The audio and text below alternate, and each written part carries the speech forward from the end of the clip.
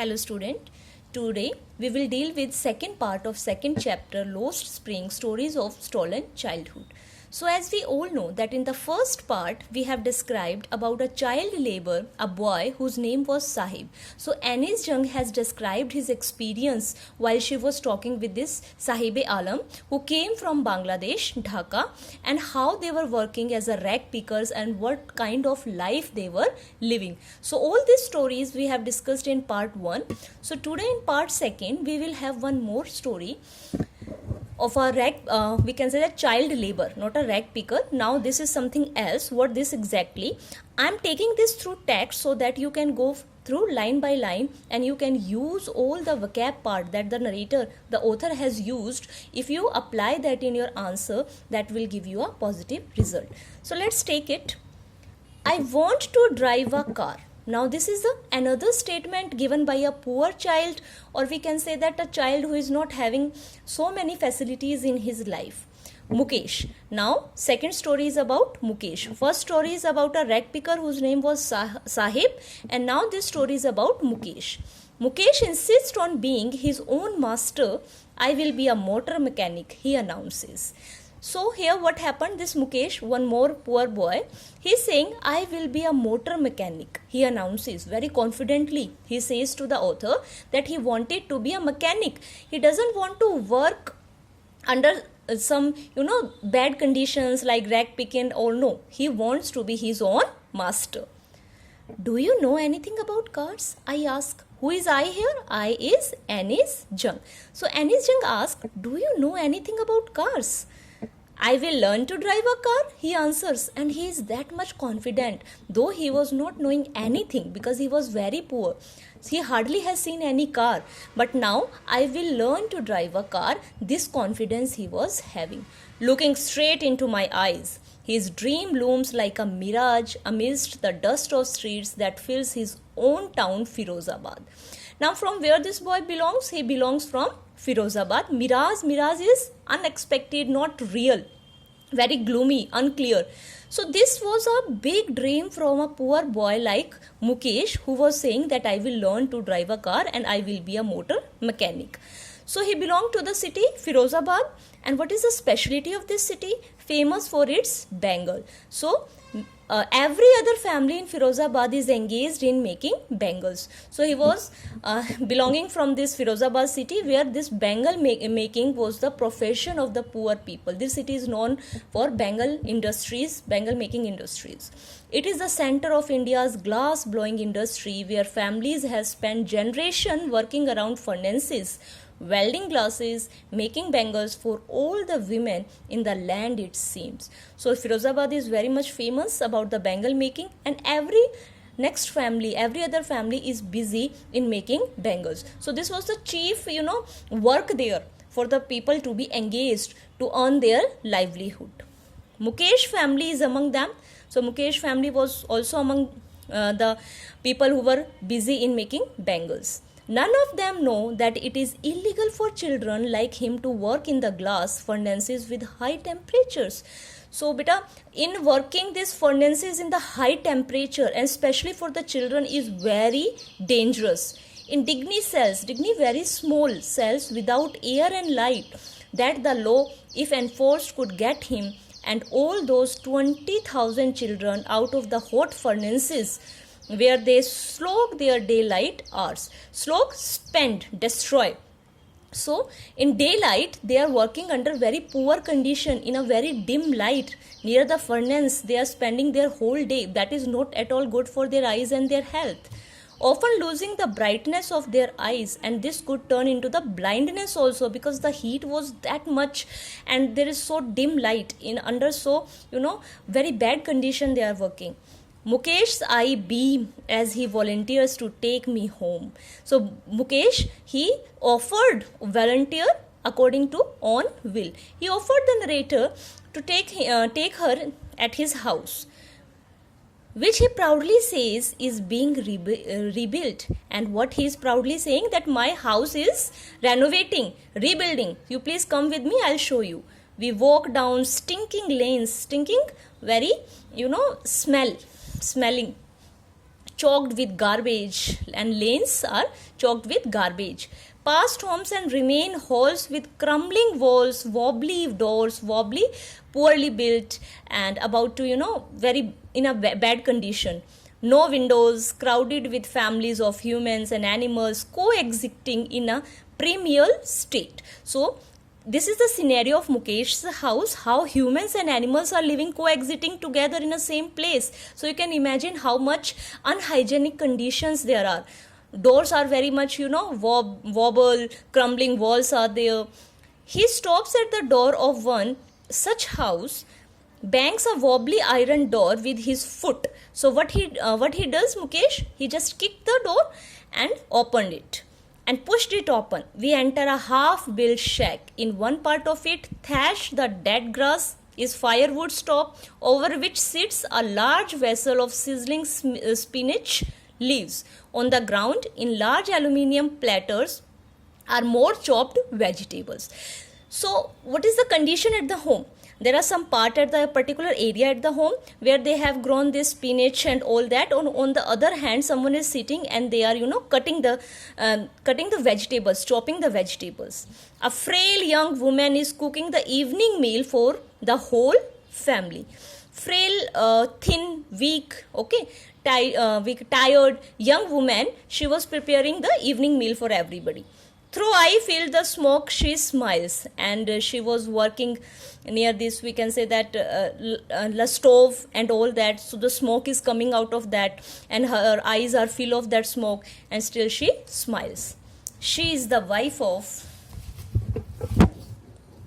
Mukesh's elder brother, not much elder in years. And who was that girl who was preparing the meal for the whole family? She is Mukesh's elder brother's wife. Not much older in years. At that time, that child marriage is also, prevailing. She has begun to command respect as the Bahu, the daughter-in-law of the house. So, who was she? She was the daughter-in-law. Already in charge of 3 men. Her husband, Mukesh, and their father. And she is the one woman who is taking care of all the 3. Mukesh, her husband, and her father. When the older man enters, she gently withdraws behind the broken wall and brings her veil, the way we, in Indian culture, especially in our North India, the way a lady covers his face, that is veil, closer to her face. So when her father-in-law enters in the house, she hides herself and she veils. As custom demands, daughter-in-law must veil their faces before male elders. In this case, the elder is an impoverished Bengal maker. And who is this elder who has come in the house, or the father-in-law of that girl? He was also working as a Bengal maker. Despite long years of hard work, first as a tailor, then as a Bengal maker, he has failed to renovate her house. So all through his life, he has been, doing very hard work as a tailor also and as a Bengal maker also, but he has not, able to collect that much money to renovate her house. Send his 2 sons to school. All he has manages to do is teach them what he knows, the art of making bangles. The only thing that this man has done for his kids is to train them the art of making bangles so that they can earn and they can survive. Nothing else he was able to do. It is his karma, his destiny, says Mukesh's grandmother. So in the house, Mukesh's grandmother is also there. And what she is saying? It is his luck or karma, his destiny. Who has watched her own husband go blind with the dust from polishing the glass of bangles. Now this is the irony. This is what the narrator is exactly about to say. That because of working in this bad condition in this bangle making factories, Mukesh's grandmother, so you can imagine that generation after generation they are busy in the same profession. Her husband also went blind because of this. Can a God-given lineage ever be broken? She implies. And what she is saying this is something that God has given us, that we have to work under such conditions only. This is the foundation of the God given. We can't come out of that. Generation after generation we have to work under such conditions only. Born in the caste of Bengal makers, they have seen nothing but bangles. In the house, in the yard, in every other house, every other yard, every street in Firozabad. So this is the scenario that if you look around, Mukesh house or the nearby houses, every street, every corner, every yard, everybody is busy in making bangles. So this is the, well used profession there. Spirals of bangles, sunny gold, paddy green, royal blue, these some of the shades. Pink, purple, every color born out of the 7 colors of the rainbow. Lie in the mounds in the uncapped yards are piled on 4-wheeled handcarts pushed by young men along the narrow lanes on the shanty town. So you might have seen bangle sellers when they come, how they have spiraled the bangles, how they make bunch of that, and what beautiful colors they are having there. So like this, everywhere you can see bangles. And in the dark hutments next to lines of the flames of flickering oil lamps sit boys and girls with their father and mothers welding pieces of colored glasses into circles of bangles. And how they are polishing, how they are, converting glasses into bangles. This is a very hard process. And as I told, that every other family is engaged in that only. So they just sit together near the light and they start making bangles. Their eyes are more adjusted to the dark than to the light outside. And what was the problem they faced? The exact problem is that they are more habitual of working under dark. That is why they often end up losing their eyesight before they become adults. And this is the very harsh effect that they are having, that before getting adult, they becomes blind. Savita, a young girl in a drab pink dress. Now this is one more girl nearby there. And what happened? She is in a pink dress, sits alongside an elderly woman, solitary pieces of glasses. And what she is doing? She is also doing the process of making bangles, sitting with an elderly woman, and all glasses, pieces of glasses are spread there. As her hands move mechanically like the tongs of a machine. And how beautifully she was doing his work, because she has gained expertise in that. She became expert in that, and that's why her hands was moving very fastly. As her hands move mechanically, I wonder if she knows the sanctity of the bangle she helps make.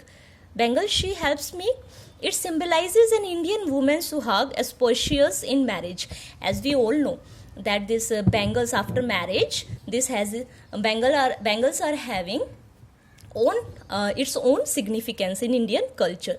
So the narrator is thinking, does she know what work she is doing? What does this bangles signify? No, she was so small in age that she doesn't understand all these words, that how auspicious these are. It will dawn on her suddenly one day, when her head is wrapped with a red veil, her hands dyed red henna, with henna, and red bangles rolled into her wrist. So now Anis Jung has started imagining this small girl when she will get married, this red veil, red dupatta we can say that she will wear, and henna she will use on his hands. And like the marriage process in India that we follows, she will then become a bride, like the old woman beside her who became one many years ago. She still has bangles on her wrist, but no light in her eyes. Now see the pain that the author is trying to say, that she is having bangles on the wrist but no light in her eyes. एक वक्त से शेर भर खाना भी नहीं खाया. These are the exact words that elderly woman who was sitting next to Savita, she said. She says in a voice drained of joy, she has not enjoyed even one full meal in her entire lifetime. Now see how poor they were. That's what she has rapped. Her husband, an old man with a flowing beard, says, I know nothing except bangles. All I have done is make a house for the family to live in. And what he is explaining, that in my whole life, only one thing I was able to do. And what was that? That I have built a small house for our family. Hearing him, one wonders if he has achieved what many have failed in their lifetime. And for us, this is a very simple thing, that he manages to make a very simple and this unhygienic house. But this was also a great achievement, because the people like them, many are not able to have that house even. He has a roof over his head. The most important thing was that at least he was having roof over his head. The cry of not having money to do anything except carry on the business of making bangles, not even enough to eat, rings in every home. So this is the scenario of Firozabad, that though they are very poor, but everybody is engaged in making bangles. The young man echo in exactly we can say that Awaz, Gunj, the lament of their elders. Little has moved with time, it seems, in Firozabad. Years of mind-numbing toil efforts have killed all the initiatives and the ability to dream.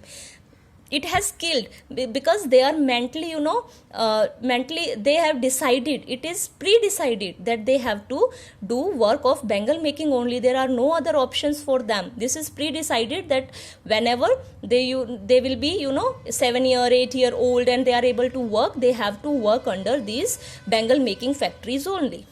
Why not organize yourself into a cooperative? I ask a group of young men who have fallen into the vicious circle of middlemen, vicious, very dangerous or poisonous, who trapped their fathers and forefathers. So now the narrator is saying, why don't you work as a cooperative? Why you are working under middlemen? Those people are using. Why you are not getting out of that? Even if we get organized, we are the one who will be hauled by this police, beaten and dragged to jail for doing something illegal. They say there is no leader among them, no one who could help them see things differently. So all these are having same mentality. It's better to do whatever they are asked to do. They are not having that much courage to get out of these middlemen, because they will torture them. They will be beaten by the police. They will be tortured by many different people. So that's why they are not having that courage. Their fathers are as tired as they are.